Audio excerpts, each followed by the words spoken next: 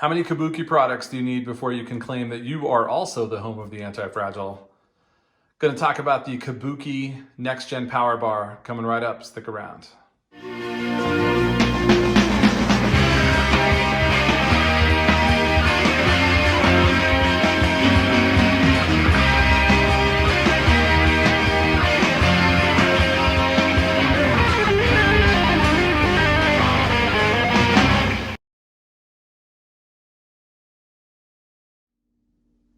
All right, welcome back to the Far Outpost. Okay, coming at you today. New power bar on the wall. Kabuki Strength Next Gen Power Bar. This is in, a couple quick facts on it. This is in the standard zinc finish. This was a blemish bar. The stats on the bar are as follows: 29 millimeter shaft, super aggressive knurling, 258K, that is 1,000 with 8K tensile strength.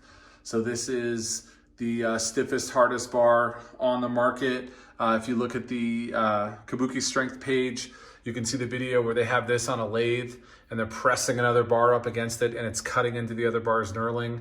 And then they take this off the lathe, they put the other bar on the lathe and they press this up against it while it's spinning and it again cuts through the other bar. So it's just, I don't know what the science is behind it, but it's just the hardest bar. So let's get through a couple stuff. So again, it's got the zinc finish.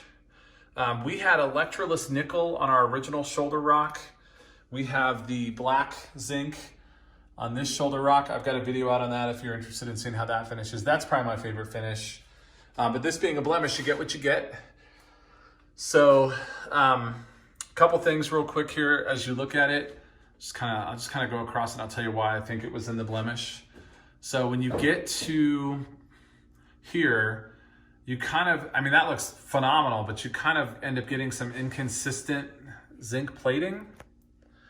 And then here again, inconsistent, you can see kind of how it's just a little off.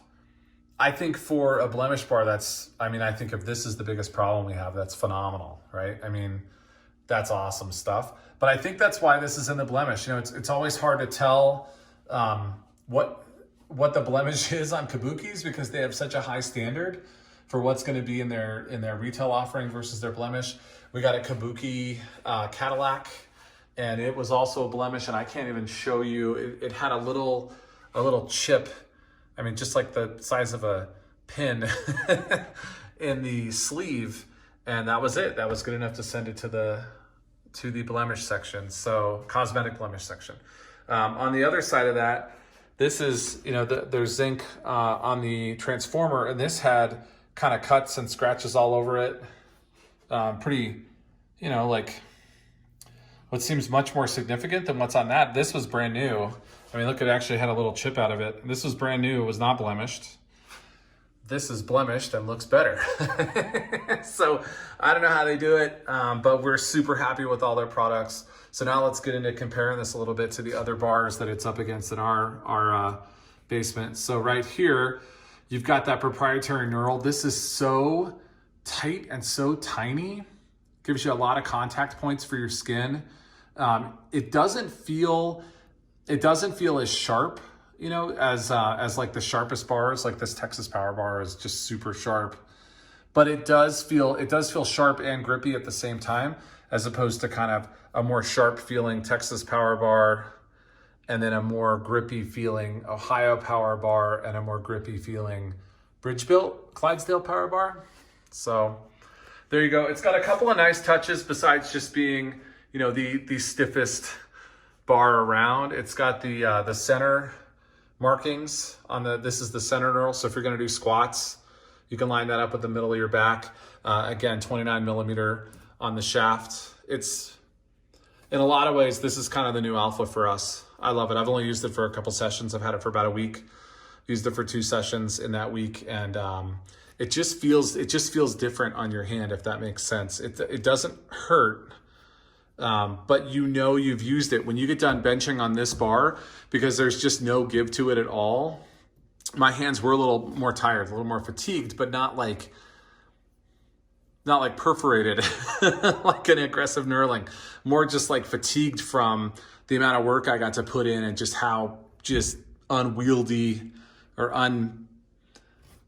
unmalleable this shaft is. So anyway, that's it. I will say that if you all know Efren, I'll tag his Instagram account. He's the gold man. He's got all the gold home gym stuff and just a phenomenal setup.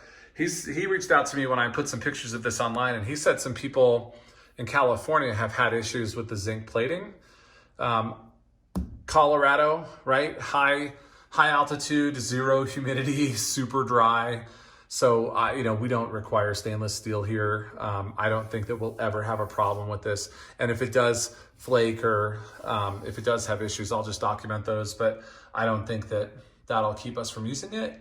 We've had some pretty old bars pass through this gym. And so, a little bit of, obviously, like I say, a little bit of scuffing or plating issue isn't going to bother us. So, but good on Efren for pointing it out. It's always good when your friends are looking out for you. So, all right, everyone. Hey, have a great day. Thanks for stopping by. If you have any questions, throw them in the comments. And if you get a chance to snag one of these bars, snag it. Have a great day.